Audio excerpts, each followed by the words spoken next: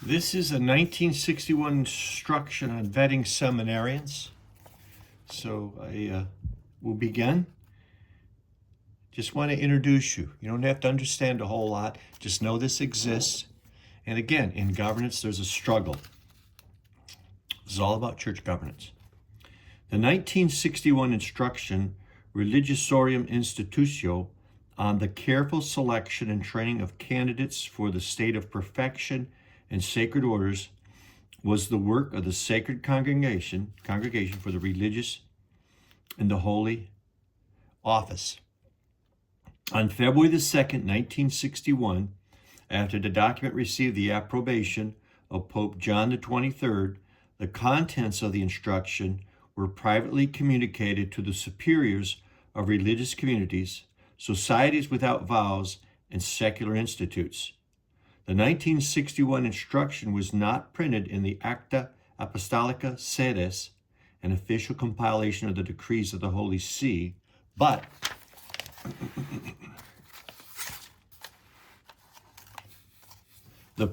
was privately circulated. The Sacred Congregation for Religious, however, did indicate that its contents were a matter of public law. As the title of the 1961 instruction suggests, the principal subject of the discourse is the proper vetting and training of candidates for sacred orders. The reader should be advised that while the instruction is addressed to the superiors of religious communities, societies living in the common life, and secular institutes, the norms and criteria set forth in the instruction are also applicable to the members of the other states of perfection. Presumably, this would include the diocesan priesthood. The 1961 instruction was an update on the instruction Quantum Religiones, issued by the same Vatican dicastery under Pope Pius XI in 1931. The designated purpose of this earlier document was to, insofar as human frailty may permit, to forestall serious cases of defection not only from the religious state, but likewise from the sacred ranks in which religious had been enrolled through the reception of orders. Likewise, the 1961 instruction attempts to forestall defections from holy orders, as well as requests for secularization or even for laization, i.e. reduction to the lay state, by requiring superiors to exercise greater care and vigilance in examining the divine vocation of candidates, or in strengthening and preserving it by their devoted efforts. The instruction begins by examining the ostensible and subjective reasons given by those who seek to set aside their sacred vows. These claims fall into one of two categories. Either the ordained cleric claims he entered the religious life without a genuine divine vocation, or that he lost the genuine divine vocation during the period of his formation or in the early years of his ministerial life. Mention is made by the drafters of the instruction of the supposed difficulty of chastity, whereby priests indicate that contrary to their vows, it is now impossible for them to observe chastity, first, because of bad habits contracted in youth, which were sometimes corrected but still never completely eradicated, and secondly, because of sexual tendencies of a pathological nature, which they feel cannot be brought under control either by ordinary or extraordinary means, even those of a spiritual order, in such a way that they frequently fall into the solitary sin.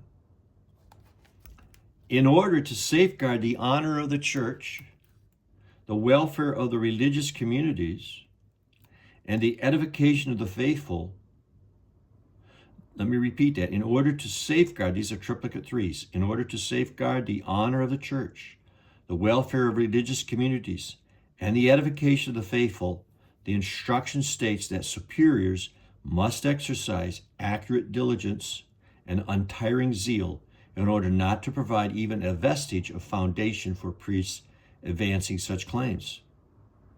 Section 2. Section 2 warns of the temptation of superiors to choose quantity over quality in the selection of candidates for holy orders. Rather, the superior should say, let us seek out quality first of all, because then, if we may use such an expression, quantity will automatically be present by itself. This will be the concern of divine providence. Be present self. This will be the divine concern of divine providence. It is not our task to look for numbers, since it is not given to us to inspire vocations and souls. In this truth, there is contained the whole of the theology of a vocation.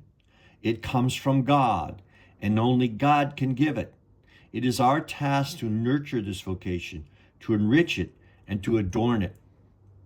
This is the guarantee and promise of your future prosperity.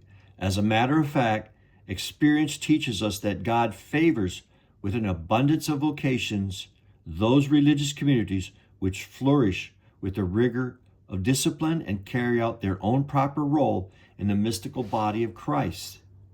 And that, on the contrary, those communities suffer a lack of candidates whose members do not comply faithfully with his divine counsels. When in doubt, don't.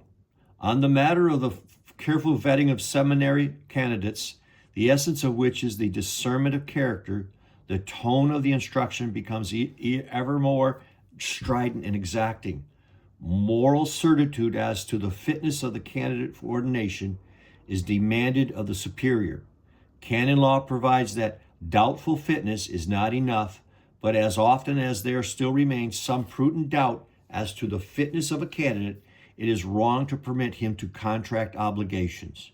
Canon 571, paragraph 2, especially if they be definitive. Canon 575, paragraph 1, 637.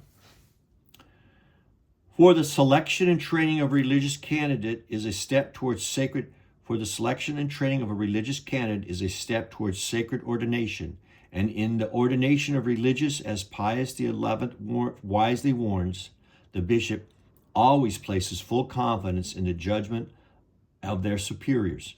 Consequently, in case of doubt as to fitness, it is certainly unlawful to proceed further, for there is involved something on which the welfare of the church and the salvation of souls depend in a special manner, in which, consequently, the safer opinion must always be followed. This safer opinion in the question now before us does more to protect the best interest of ecclesial candidates, since it turns them aside from a road on which they might be led on to eternal ruin. This statement is of tremendous import. It is a reminder that major superiors and bishops, in cooperation with a candidate's spiritual director and confessor, bear the chief responsibility of ensuring that the norms set down by the Apostolic See on the criteria for worthy candidates for holy orders be faithfully carried out. To fail in this sacred duty is not only to endanger one's own immortal soul, but possibly to place the unfortunate candidate himself on the road to perdition. The role of confessor is a unique one, given that he is bound by the inviolable sacramental seal, the seal of confession. Likewise, the spiritual director is bound but to secrecy by virtue of the religious office he has accepted.